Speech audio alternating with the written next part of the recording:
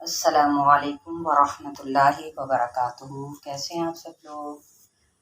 अल्लाह पाक आप सब तो अपनी हिफाजत में रखे, ईमान में रखे और हर तरह की परेशानी से महफूज रखे। आमीन सुम्मा आमीन।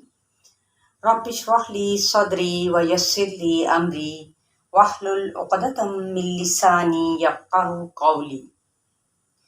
आज जो हमारा मखरज है वो है मखरज नंबर 7 यानी 7।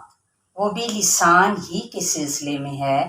यानी लिसान का क्या मतलब है? ज़ुबान। और इसके अंदर भी 3 हरूफ हैं। मखरज नंबर 7 में 3 हरूफ हैं, जीम, शीन, या।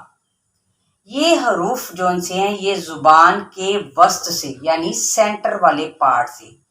अगर आप देखेंगे तो जुबान का जो सेंटर वाला पार्ट है यानी हिस्सा, वहां पर एक लाइन भी लगी हुई होती है, ठीक है। वहां से वस्त से ये तीनों हरूफ अदा होते हैं, ठीक है।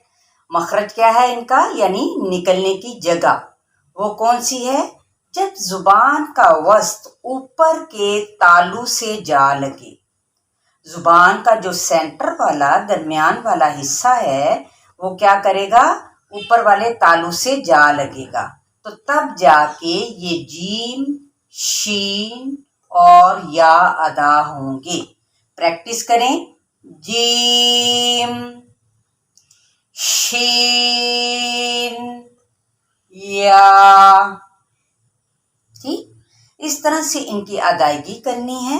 और देखें, इन तीनों हरूफ में से जो सिफत है जीम की वो क्या होगी? जीम की सिफत है कि जीम के ऊपर ही छोटा सा जज़म या साकिन भी इसको कहा जाता है।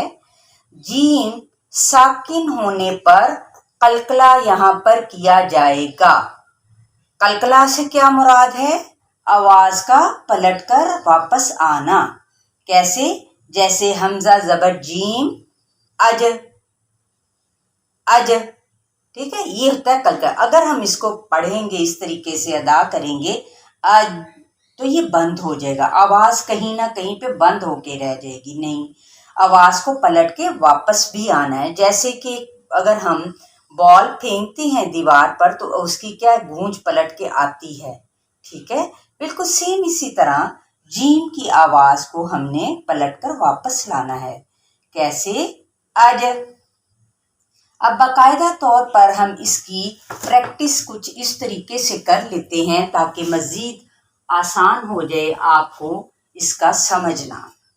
यानी जीम, शीन और या, ये जो 3 हरूफ हैं जो कि जुबान के वस्त से अदा होंगे, लेकिन जब ऊपर के वो जुबान का जो वस्त होगा, जो सेंटर वाला पार्ट होगा, वो ऊपर के तालू से जा लगेगा, ठीक है। अब कुछ हम जीम की, इन हरूफ के अंदर से जीम की कुछ मिसालें देख लेते हैं जो कुरान पाक में आई हैं। तो इनकी अदायगी कैसे होगी? फॉर एग्जाम्पल, अल मुजरिमीना, मुज, अगर हमने इसको पढ़ दिया अल मुजरिमीना तो वो क्या है? तजवीद का हुस्न नहीं हमें नजर आएगा, इसके अंदर खूबसूरती पैदा नहीं होगी। क्योंकि आदाब और कवायद हमें यही सिखाते हैं कुरान के कि उनका सही हक अदा करके उनको पढ़ा जा सके। कैसे? ये देखें, अल मुजरिमीना, मुज, ये देखें ये जीम साकिन है तो इस पे हमने कलकला करना है। इसी तरह एक और एग्जाम्पल देखते हैं, तजरी। अब हमने इस तरह नहीं पढ़ना तजरी, ये गलत है। तजरी, अजरन, अजरन, ये देखिए जीम साकिन है। ये देखिए ये जीम का साइन साकिन होने की अलामत ऊपर लगी हुई है, तो यहीं पे हमने कलकला करना है जीम वाले लेटर पर। अज, अजरन। फिर इसी तरह से यज, यजमाऊना, ये पहले दर्जे का यहाँ पर क्या हो रहा है? कलकला। यजमाऊना, ये देखिए जीम, इसी तरह इसके ऊपर साकिन होने की अलामत है। اسی طرح تجعلو، تجعلو، یہ بھی جیم اور اوپر ساکن ہونے کی علامت موجود ہے. وجہہ، وجہہ، یہ بھی جیم کی ایگزامپل ہے. ٹھیک ہے، یہ تھی صفت اس کی. کیا صفت تھی کہ جیم ساکن ہونے پر، یہ سارے ساکن ہیں. ٹھیک ہے، اور ساکن ہونے پر یہاں پر قلقلہ کیا جائے گا. تو قلقلہ سے کیا مراد تھا کہ آواز کا پلٹ کر واپس آنا. جی امید کرتی ہوں کہ آپ کو انشاءاللہ تعالی یقیناً سمجھ آئی ہوگی، اور یہ سب چیزیں سمجھ تبھی آئیں گی جب آپ اس کو بھرپور پریکٹس میں لائیں گے. ٹھیک ہے، کچھ اسی طرح سے آپ ایسا کریں کہ الفاظ کو قرآن پاک کھولیں اور ان میں سے کچھ الفاظ کو دیکھیں کہ کہاں پر جیم پر ایسا سائن آیا ہے. لیکن یہ سائن کی شرط ہونا لازمی ہے، تب جا کے قلقلہ ہوگا.